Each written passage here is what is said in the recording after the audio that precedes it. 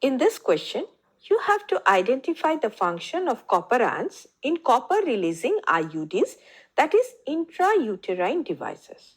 Option A, they inhibit gametogenesis.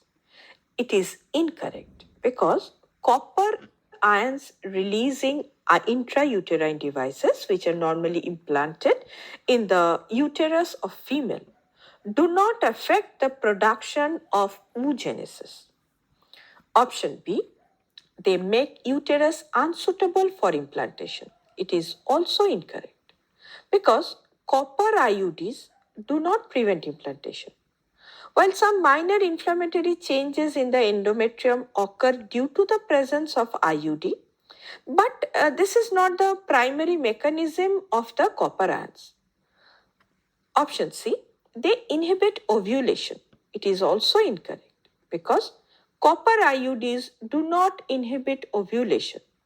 As ovulation continues as usual in women using copper IUDs because they do not release hormones to suppress the ovarian cycle.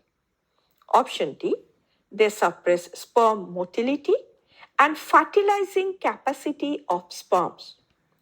Now, copper ions, which are released by IUD, they create an unsuitable or toxic environment for the sperm.